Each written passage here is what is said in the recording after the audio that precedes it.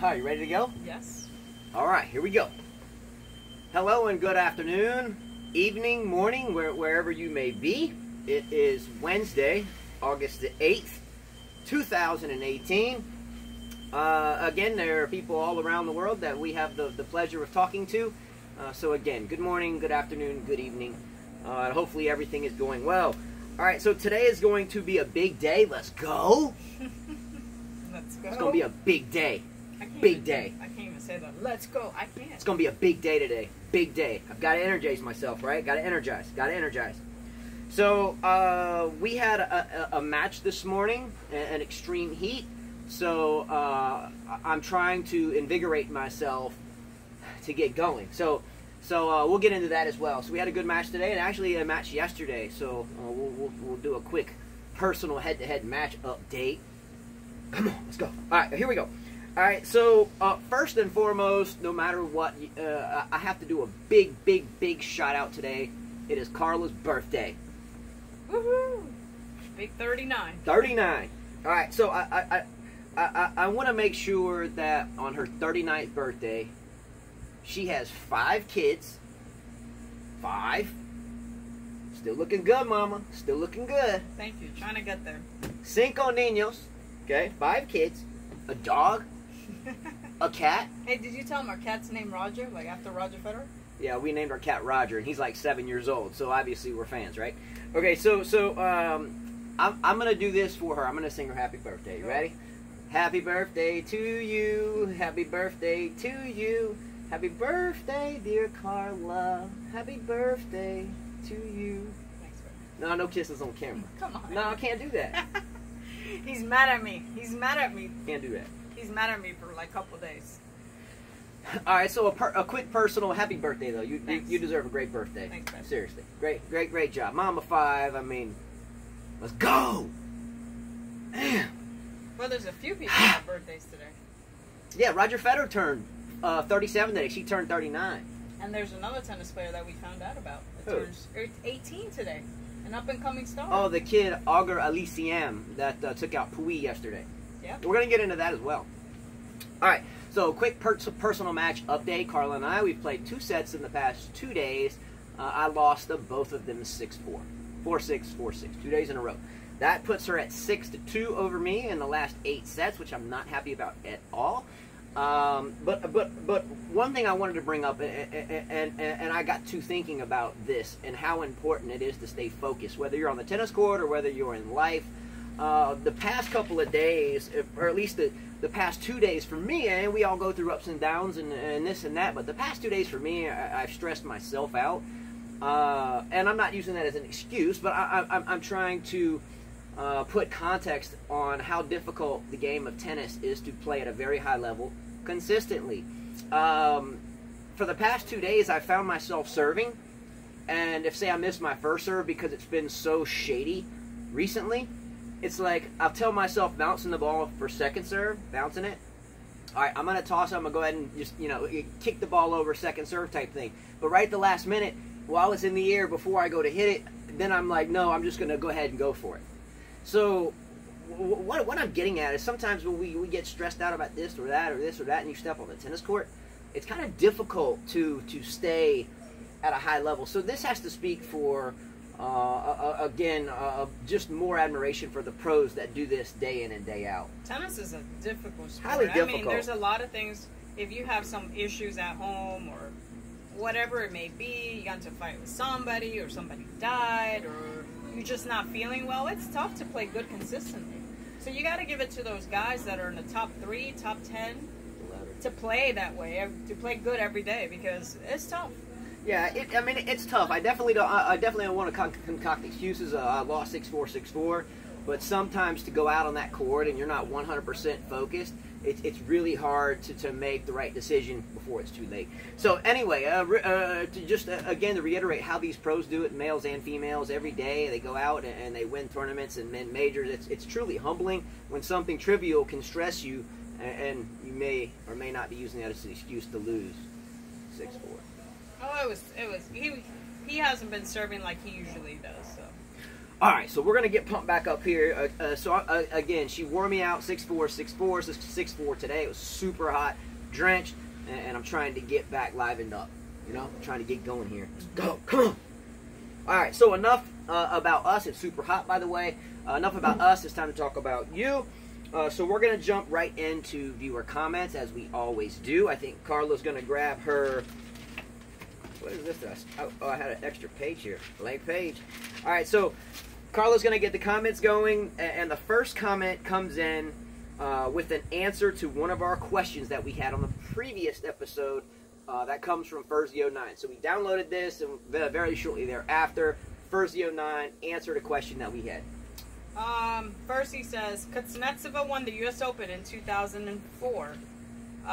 Year of the 3 Russian slams, plus French in 2009. After Henin retired, she lost to Henin in a French final before that. So she's won 2. Yeah, and let's be real, that's respectable. If she lost to Henin, Henin is one of my favorite players ever. Still very respectable to be there. Henin was way ahead of her time, in my opinion. And she was awesome at the French. She could have won so many more French Opens if she would have stayed in the game, don't you think? I love Henin a lot as a player. Unfortunately, her career was cut short. I wonder why. It's a good question. I would love to find that out. I mean, there's so many speculations, but we'll never know. I don't want to assume something that could not be true. I mean, I've heard things from she was just worn out with it, where she was potentially being drug tested a lot. I've heard it all. Nonetheless, again, I got to see her and hit with some of her trainers at the U.S. Open in 2007 on an outside court, and had a really fun time to do so. I wish Justine the best of luck. I love her a lot. Well, she has an academy, too, in France. So. Yeah. So good for her. Let's go, Henin. Jeez, I wish I could hire her so she could teach my daughter how to hit a one-handed backhand. Classy game. I would love for her to teach her. Yeah, classy game, and there's nothing that I know about Henin that's less of some of the very best. So great answer to that question, Furzy09. Again, that was about Kuznetsova. And if you want to see the topic, you can go back to the previous episode and check out what the question was for. We didn't know how many majors Kuznetsova had, so we answered that. So thank you, Furzy09, for that. So second comment, Carla's going to read. It comes from The Look. Must love Justin with his "Let's go." Let's go. I can't do it. Still trying to get pumped up. I'm a little out of it still. Sorry. I have questions for you. Today, Stan plays versus Nick Kyrgios. Do you still remember what happened a couple years ago between these two? I'll help you out. Donna Bekic. Yeah, I do remember it very well, actually. Yeah. That was ugly. I don't know what to say to that. Kind of disrespectful, in my opinion. All right, well, since I just don't want. I don't. Since this involves 2 guys at that point, I'll go ahead and tell you what I would do. Well, I don't know if I would do it. I can just say it, but I guess I can just. Sometimes we say what we don't mean. However, if let's say you were in the stands or whatever the situation was, I'm just gonna say what, and someone came to me and talked smack like that about you, man. I think I may spend the night behind a hard door, because I think I would have snapped. But that just shows that maybe there's a lot more humility in Wawrinka than we can imagine. Because didn't they just play? And we'll get to that. But didn't Wawrinka just beat him and shook hands with him at the net? And I know that's very difficult to do. Well, he beat him twice. Yeah. So. Looking at the original comment, I guess Wawrinka showed tremendous courage and poise to not snap or do something crazy, when that's probably why he said it in the first place, which I think is cheap, ghetto tactics, just saying. But people do it. I've seen Monfils do some tricky stuff, not with his mouth, but just, acting out. They're trying to confuse people. Monfils does it. I think I saw him do it to Djokovic not terribly long ago, a year or 2, maybe 3 ago. I don't know. But I think that the type of... Well, Becker did it to Agassi, too. He was flirting with Brooke Shields as well. Yeah, here you go. I don't like people that hit below the belt. We box. Someone mentioned our boxing video. We put a boxing video out a while back, and I would never hit anybody below the belt. I think that's unprofessional. It is unprofessional. At that level, it is. Maybe if you're playing a league tournament or something, but unnecessary. It is. He shouldn't have said the comment. I mean, yeah, we know Kokonakis was dating her or whatever happened there. Who cares? That's her past. Yeah, and it was just extremely unnecessary. Nonetheless, I'm glad Wawrinka won. Was it yesterday? You missed.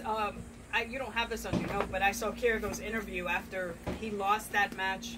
And Kyrgios, of course, was slouching like this. He was like this. They were asking him, how do you feel the match? He didn't care. You and Wawrinka okay? It was just short answers, like he didn't want to be there. That's why this guy's he's just an idiot. I'm sorry. So bad for tennis. He has his pros and cons, and we've talked about this a million times. So at the end of the day, the best of luck to both men, and I really like Wawrinka a lot, and I wish Wawrinka the best, and hopefully, again, Nick grows up a little bit at some point. Moving forward, so great comment, by the way, but not much time I want to dwell on Kyrgios. No offense, but unnecessary at this point. Z Ivankovo comes in with a great comment. All of these have been tremendous comments. So, Z Ivankovo comes in with the comment. You ready? He says, hi, I've been watching your videos for a while, and it's really nice to see you as a couple being passionate about the same thing. But if you want to increase number of subscribers and views, you would have to include some visual stats that everyone can see. Maybe PowerPoint slide added to the video when you talk about certain topics, so viewers get a better pick what you are talking about, instead of just looking at a notebook. Just my recommendation. It's entirely up to you guys. By the way, great legs. Let's go! Let's go! Birthday? Birthday? As far as... Let's go! She got compliments coming. Let's go! Alright, great. Come on! Get fired up here. I like this comment.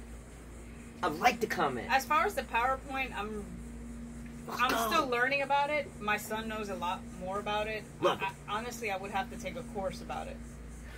It's that. I mean, yeah, I get his point, and it probably would be good, maybe an iPad or go like this, but I don't know that they would see that. All right, so I'm going to give him the truth. Yeah. You ready for the truth? Yeah. Here comes the truth. All right, and maybe it's like an excuse, like my not being focused on my service games in the past couple days because of XYZ reasons.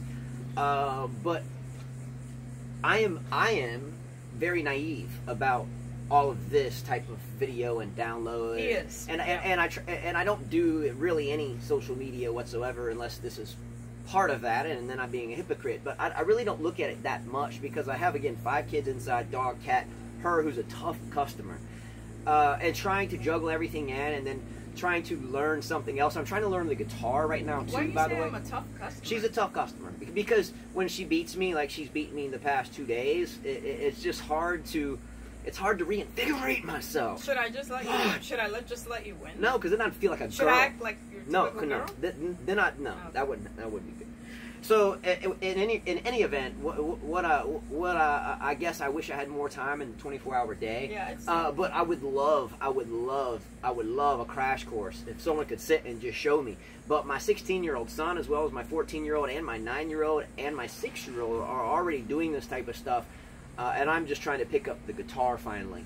Yeah, he's been trying to learn how to play the guitar. It's really tough with the amount of time that we have. No excuses, though. Yeah, maybe. I mean, I'll try to learn. I've been learning some things from Jonathan. You know, he shows me how to put the videos on, playlists and how to change things. So we're getting there little by little. We're getting there, and I absolutely love this comment. I really do like it a lot. I mean, up for comment of the day because it's educational, and I think as dumb human beings as we all are, I think it's always important to have some help. So, like that. Let's go!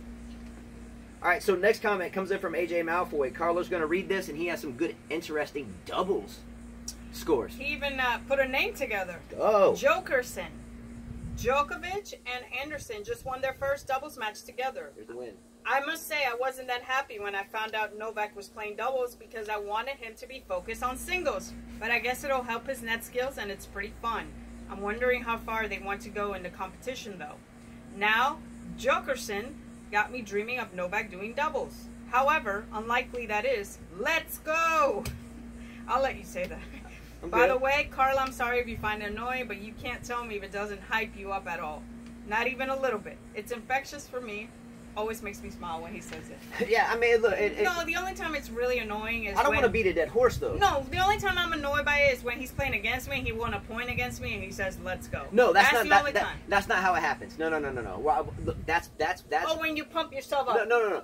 here for instance, today, I was down 4-1. I couldn't hold my serve. I couldn't do anything right. I was missing slices, even though I had a couple really nasty drop shots that were beautiful. You did, that I couldn't even get to, yes. I think I left you frozen about 4 or 5 times today. You did. I threw in a handful of aces, but at the same point in time, I got down 4-1, 1-4. And there was a game where I had a break point. She hit a ball wide, and I worked my butt off for that game. I worked hard. I mean, really, I worked hard. And what happened? What happened? She hit one wide, and I went, let's go. And I got back on serve finally after being down 4-4, and then took it to 4-4, and then squandered the last 2 games and dropped it 6-4, and I was beat. But now I'm invigorated. I'm reinvigorated. Let's go. It does make it's cute to see him say it. Yeah, whatever. Just when we're playing matches, I don't like it.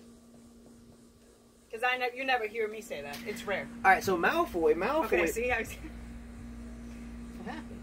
Are you that mad at me? No, I just didn't enjoy losing 4-4, and when I couldn't serve because I couldn't decide right in the middle of the toss. Do I hit? I'm going for it. I would come up to the line. I bounce it. Boom, boom, boom. First serve, I'm going for boom. Second serve, generally jump up, kick one over there, or up the tee, or kick it wide, whatever. But I couldn't get that in. So I'm bouncing, and I'm like kind of frustrated anyway. So I'm bouncing, and I'm like, all right, what do I do? Do I go for this? Or I mean, I was indecisive. You should always go for it. We got nothing to lose. So I'm bouncing. I mean, I really want this match. I fought back to 4-4, and every time I would throw it up, I'd be like, all right, I'm kicking it wide. But at the last second, while the ball's in the air, I'd be like, no, I'm going for it. And then it was just a mess. Well, I won my serve at 5-4, and I told myself I'm gonna go for everything and hit every angle and make him run till he's tired.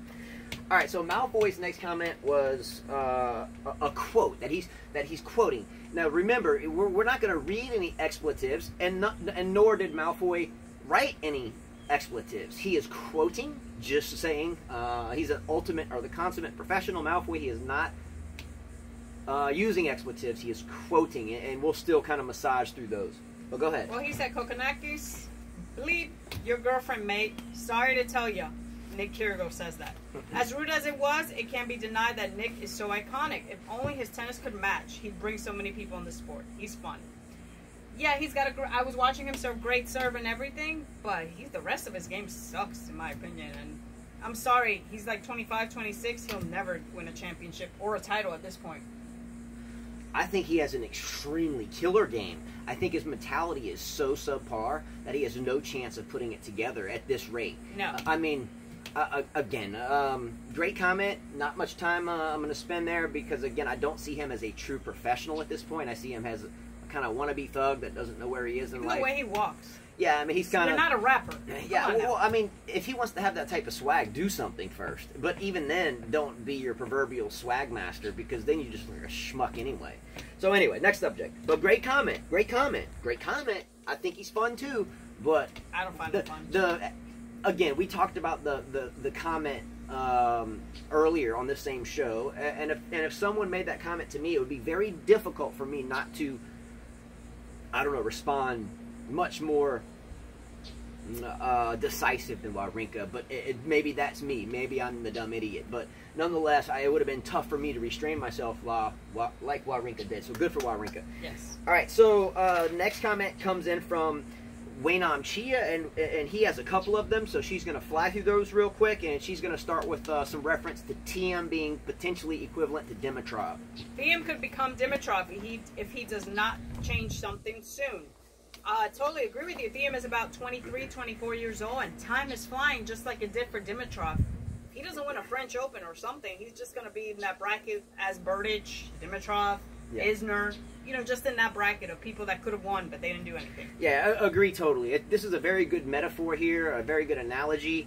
TM is to Dimitrov as Baghdadis at one point was to Tommy Haas. I mean, the shoulda, coulda, wouldas. Is it the same type of deal? Henman to Berdych. All these players that could have done something, but never really did. Great comment, and I think it's a great metaphor. Really, that was kind of deep when I read it. I was like, yeah, that's a great metaphor. He's right on par. The current denomination of these players we just mentioned is TM and Dimitrov. What are they going to become?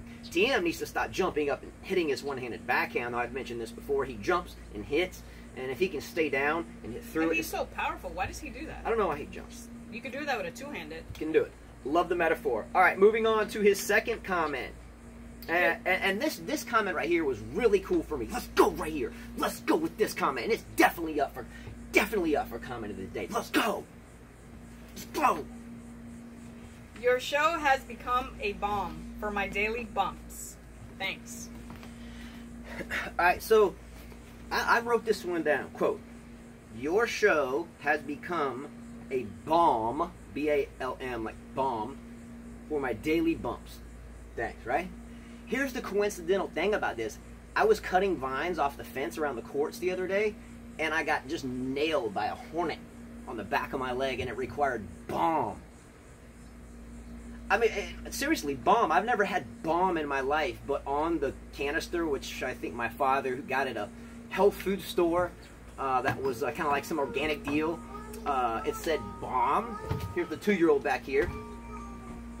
So anyway, so what I decided to do was to turn this quote into a song. So I'm trying to learn the guitar personally, and I suck really badly at it. I mean, really, really, really bad. But couldn't this be like a name for a song? Check it out. Your show has become a balm for my daily bumps. So here's what we're going to do.